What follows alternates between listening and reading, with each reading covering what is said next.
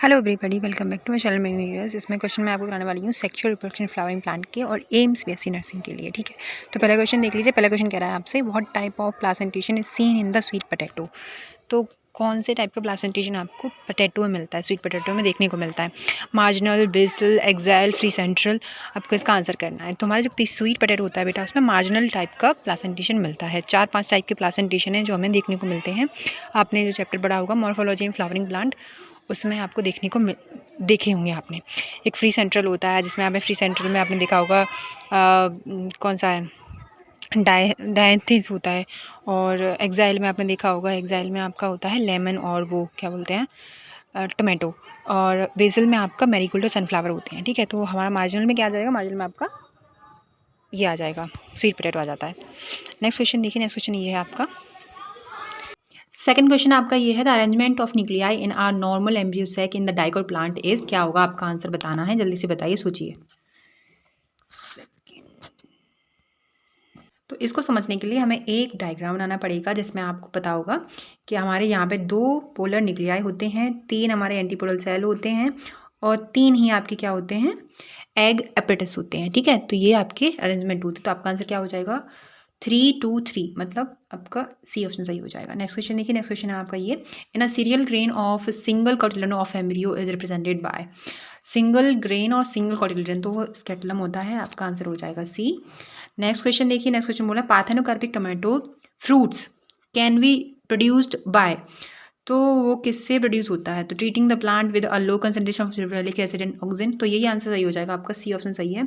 जब भी हम लो concentration of gibberellic acid and oxygen से प्लांट को ट्रीट करते हैं तो हमें पार्थेनोकार्पिक टोमेटो मिल जाते हैं। और पार्थेनोकार्पिक फ्रूट्स क्या होते हैं ये आप मुझे कमेंट में कर देना, कमेंट। नेक्स्ट क्वेश्चन देखिए। फिफ्थ बोल रहे हैं, विच one of the following is surrounded by a callose wall. Callose wall किससे सराउंडेड होती है? पॉलन ग्रेन से, माइक्रोस्पोर मदर सेल से। तो वो हमारी माइक्रोस्पोर मदर सेल से होती है, एमएमसी से। ठीक है। सिक्स क्वेश्चन देखिए, कह रहे हैं आपसे, 2 plants can be conclusively said to belong to the same species if they.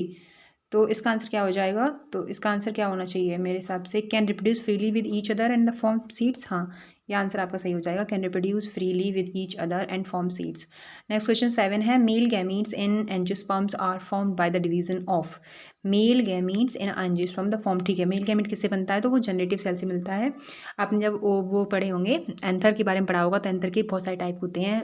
25 micrometer उनका साइज़ होता है और डिफरेंट टाइप की उनकी शेप होती है। ठीक है, तो उसमें आपको 2 चीज़ें मिलती हैं, एक जनरेटिव सेल मिलती है देखने को अंदर उसके, और एक वेजिटेटिव सेल मिलती है।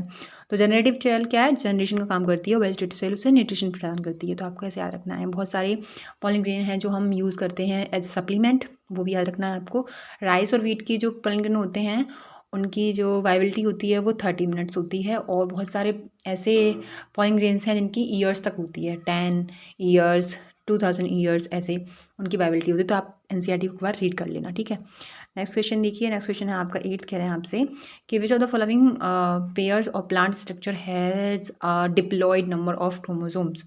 तो diploid number of chromosomes plant structure में कौन से पेयर में मिलता है? तो वो एग सेल और एंटीपोडल सेल में मिलता है। तो आपका डी ऑप्शन सही हो जाएगा। नेक्स्ट क्वेश्चन देखिए। नेक्स्ट क्वेश्चन है आपका 9, कह रहे हैं आपसे कि what does the filiform apparatus do at the entrance into the ovule. जब फ्लिफॉर्म एपेटस क्या किस में हेल्प करती है? तो वो गाइड करती है पॉलन ट्यूब को from the synergid to egg. ठीक है, सिनर्जिड से एग को जाने के लिए वो हमारी जो फ्लिफॉर्म एपेटस है वो गाइड करती है पॉलन ट्यूब को। नेक्स्ट क्वेश्चन है आपका 10। नेक्स्ट कह रहे हैं, यूनिसेक्सुअलिटी ऑफ फ्लावर प्रिवेंट्स। क्या प्रिवेंट करता है? बोथ जीरोगैमी एंड जीनोगैमी, या फिर xenogamy but not geitonogamy, autogamy and जीनोमी, या फिर ऑटोगैमी बट नॉट जीनोगैमी। तो आपका आंसर सी सही हो जाएगा। वो ऑटोगैमी और ऑटोगैमी को तो प्रिवेंट करता है लेकिन जीटोगैमी को नहीं प्रिवेंट कर पाता। ठीक है, क्योंकि जीटोगैमी क्या है? जीटोगैम ऐसा है कि सेम प्लांट पे लेकिन डिफरेंट फ्लावर पे पॉलिनेशन होता है, और ऑटोगैमी क्या है कि सेम प्लांट पे और सेम फ्लावर पे पॉलिनेशन होना, उसको ऑटोगैमी बोलते हैं।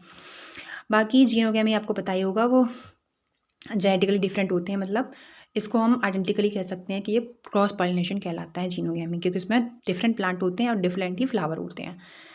नेक्स्ट क्वेश्चन देखिए, which one of the following is a resistant to enzyme action. ठीक है, आपको बताना है कि इसमें कौन सी जो ऑप्शन है उसमें एंजाइम रेजिस्टेंट होता है वो। तो एंजाइम रेजिस्टेंट कौन सा होता है? पॉलिन हेक्साइन होता है। आपने देखा होगा जब हमने क्या पढ़ा होगा, एंथर पढ़ा होगा, तो उसमें 2 लेयर पड़ी होंगी।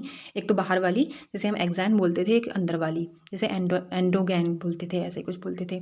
ठीक है, तो उसमें क्या है, जो बाहर वाली हेक्साइन होती थी वो हमारी सराउंडेड होती थी उससे, क्या नाम है उसका, एक सब्सटेंस है स्पोरोपोलिन, उसकी वजह से वो एंजाइम रेजिस्टेंट होता है। ठीक है, हमारा पॉलिन ग्रेन। नेक्स्ट क्वेश्चन 12 कह रहे हैं आपसे कि apomictic embryos in citrus arises from, कहाँ से अराइज होते हैं एपोमिक्टिक?